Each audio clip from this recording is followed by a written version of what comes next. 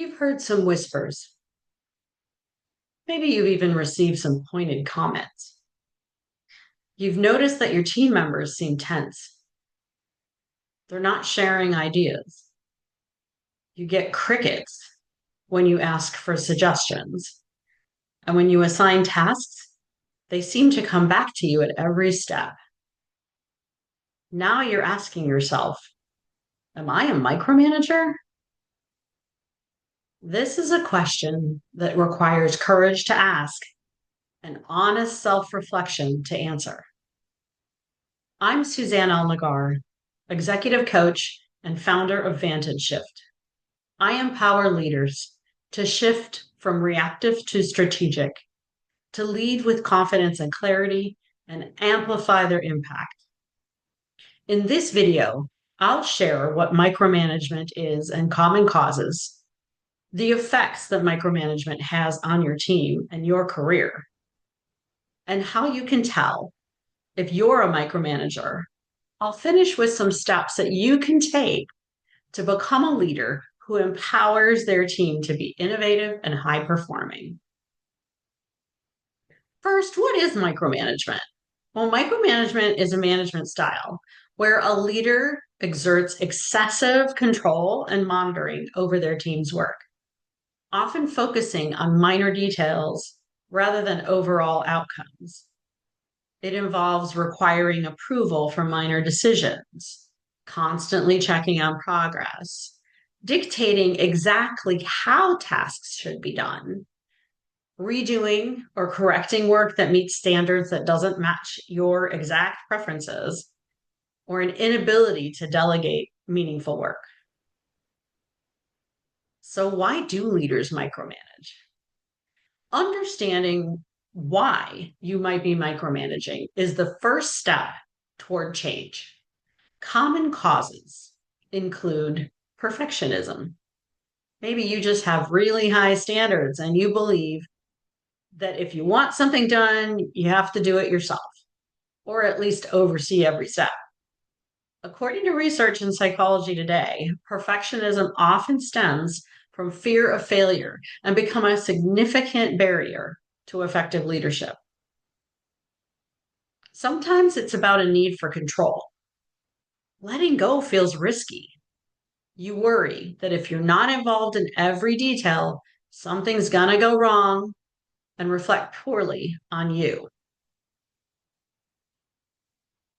There's also a lack of trust. You may not fully trust your team's capabilities, either because they're new or because you haven't invested time in developing them, or maybe you've just had some past disappointments and you don't want to get burned again. Sometimes leaders micromanage because they've just transitioned from being individual contributors. When you're promoted from being a strong individual contributor, it's hard to shift from doing all the work yourself to enabling others to do it.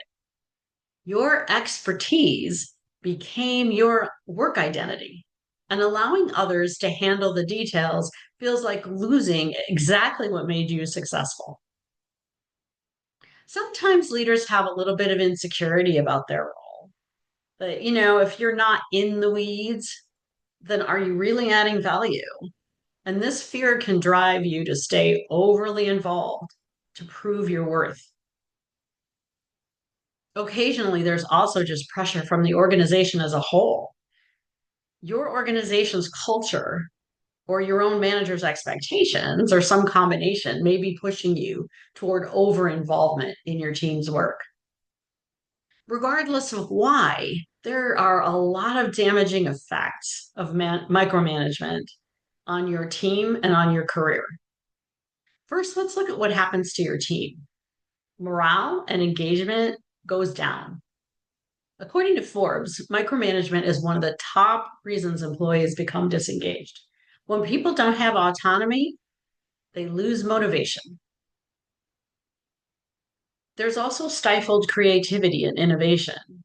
Team members stop bringing new ideas because they know you'll dictate the approach anyway. You might not have proper development of your team members either. Your team can't grow their skills when you're doing the thinking for them. People need space to learn, make mistakes, and develop their own problem solving skills. You may also experience increased turnover. Talented people are going to leave when they feel undervalued and untrusted. High performers, especially, need autonomy to thrive. You'll also see an increased dependency on you. Your team will become unable to function without you. And that makes you a bottleneck and limits organizational effectiveness. And how does micromanagement affect your career? You're going to notice that you have limited scalability. When you're involved in every detail, you can't take on larger responsibilities or advance to higher leadership roles. You don't have the time or the energy to do it. You might also experience burnout. Trying to control everything is exhausting and it's not sustainable. You may find that it impacts your reputation as well. Being known as a micromanager damages your professional brand and it can limit future opportunities. You might also realize that you've missed some strategic work. When you're focused on tactics and details, you're neglecting the strategic thinking that leaders at higher levels need to do and are expected to do. You'll also see that you have very weak succession planning because no one on your team is ready to step up. And that reflects poorly on your leadership development abilities. So, what might have put this question of micromanagement into your mind? You might be wondering if you're a micromanager, if in your last performance review, your boss mentioned that you need to delegate more or give your team more autonomy. Maybe you've heard indirect feedback from your team, like, I wish I had more space to work independently. Or maybe you've noticed that team members seem hesitant to make decisions without checking with you first. Perhaps you've watched other leaders in your organization and you noticed that their teams seem more empowered and engaged and more innovative than yours. Perhaps your team is experiencing high turnover, declining engagement, or exit interviews that mention the lack of autonomy. You could also be just working longer hours than ever because you're involved in every detail and you feel like you can't take a vacation because everything seems like it's going to fall apart if you leave. Does any of this sound familiar? Ask yourself some honest questions to figure out if you might be a micromanager. Do you find it difficult to go on vacation without checking in constantly? Do you frequently redo work that others have completed, even if it meets requirements? It's just not to your standards. Do team members wait for your approval on minor decisions or seem unable to move forward step by step in a project? Do you find yourself in the details of every project? Are you the bottleneck in your team's workflow? Do you dictate not just what needs to be done, but exactly how to do it? Do you struggle to articulate what success looks like without having to describe every specific step? And has your team stopped bringing you problems or ideas?